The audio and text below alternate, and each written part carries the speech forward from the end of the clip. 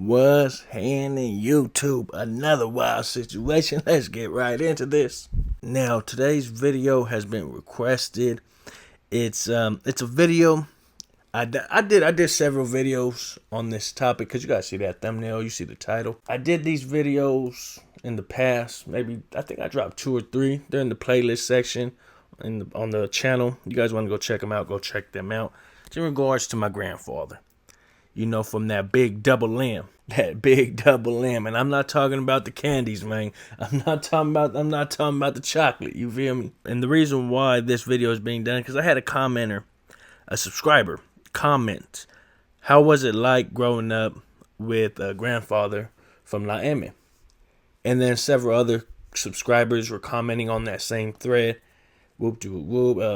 Asking questions. Did your grandpa know this guy? Did your grandpa know this guy? Have you met any of his fellow canales? So we're going to get into some of those questions that were asked. We're going to get into some of that here in this video. First, you guys hit that like button and tap that subscribe button. Hit that notification bell. You'll be notified every time I drop videos just like this one. So yeah, my grandpa from the Mexican Mafia, from Stockton,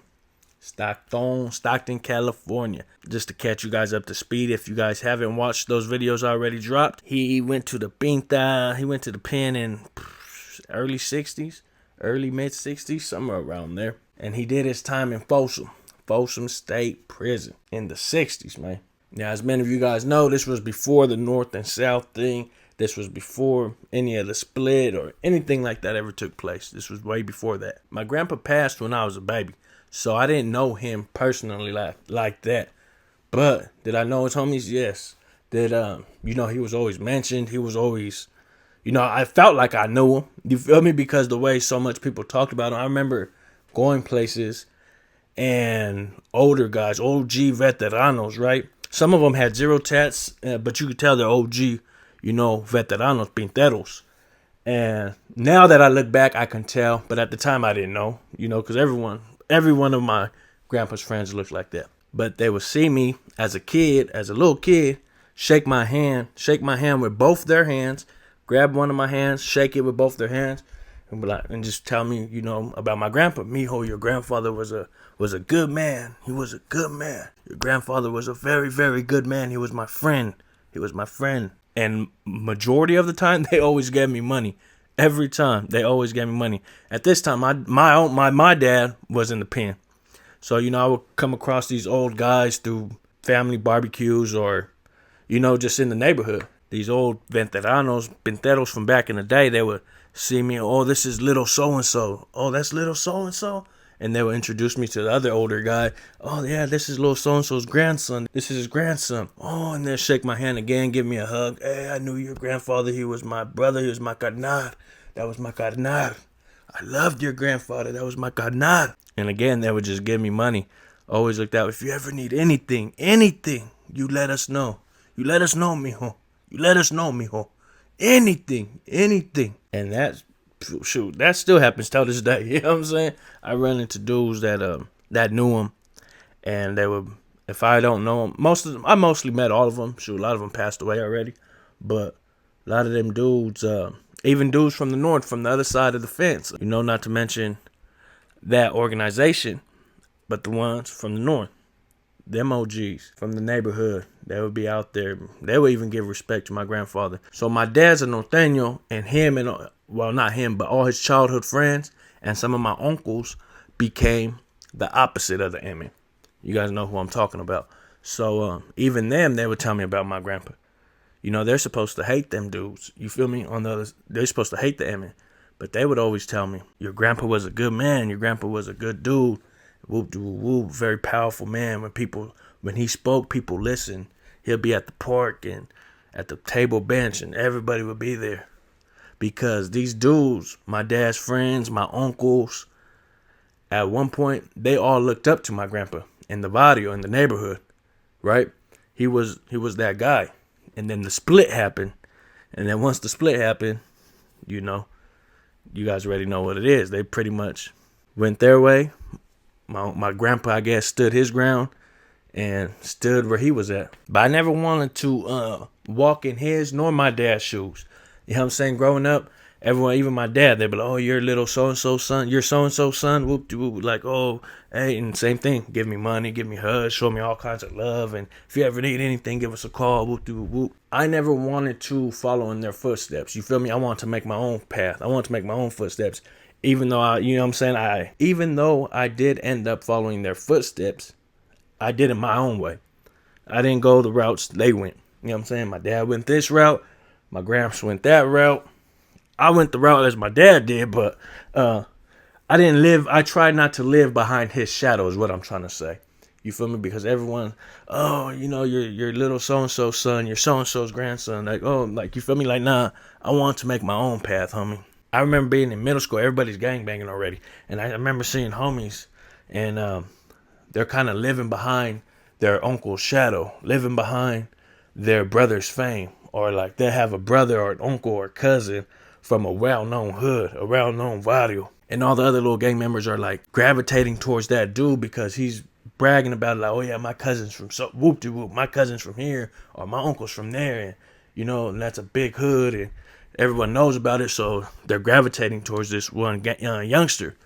Me, we're all the same age. But me, my mentality was like, yeah, I got a dad from whoop-de-whoop. I got a grandpa from, like, I don't give a fuck. Like, I'm me. This is who I am. I'm not going to live behind their shield. You feel me? I'm going to create my own gangster. I'm going to create my own path. I'm going to do my own thing my way. Motherfuckers are going to respect me because of who I am, not because of who they are. And I guess that leadership mentality that you know, being a leader, not a follower type of mentality was always been implemented into me from my uncles, especially the Pintero dudes.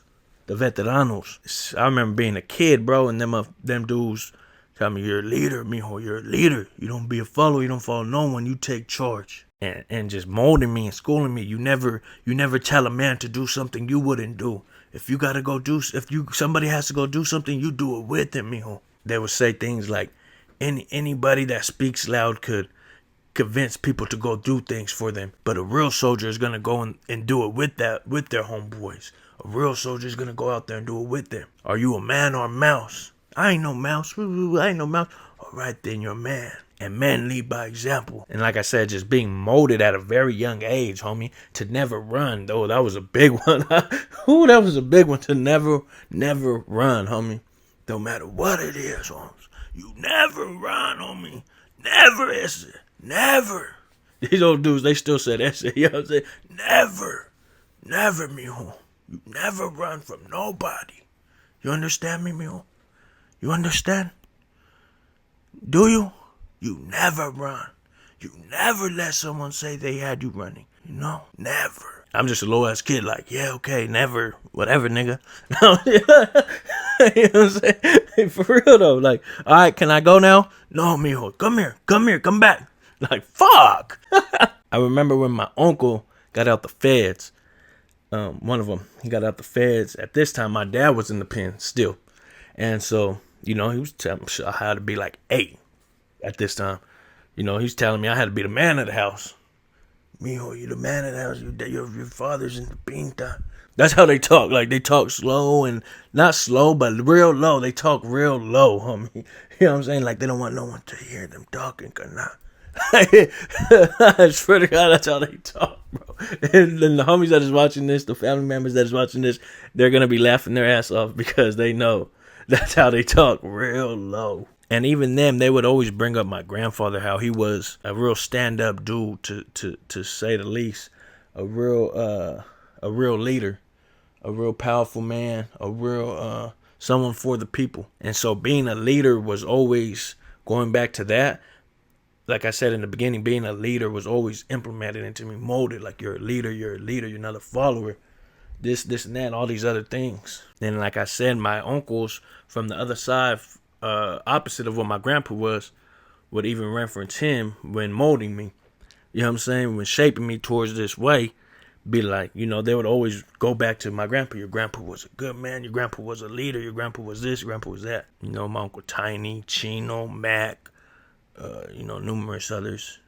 Some that are, rest in peace, Uncle Mac. And you guys know I don't like to get into the prison politics and talk about prison or anything like that. But I feel, you know, these little videos is, I tried not to mention prison or anything like that when I do these type of videos. You feel me? Because that's just not my lane, and that's just not what I tend to do on here. And this video is already longer than my normal videos. So if you guys want to continue these type of videos, let me know in the comments. Hit that like button. I can do a part 2 for you guys and go more in depth about his life. You know, because like I said, even though he passed, I'm talking about my grandfather. Even though he passed when I was a baby, I still feel like I know him because of all the stories my aunties, you know how the aunties are, you know, the tias, they tell you stories for days, especially when they're drinking. You know what I'm saying? Man, so like I got stories for days on him, his homies, you know, wanting to pay for his funeral, and man, he had a dope ass funeral, I guess. But anyways, yeah, like let me know in the comments, hit that like button if you guys want a part 2. It's the kid, and I'm gone.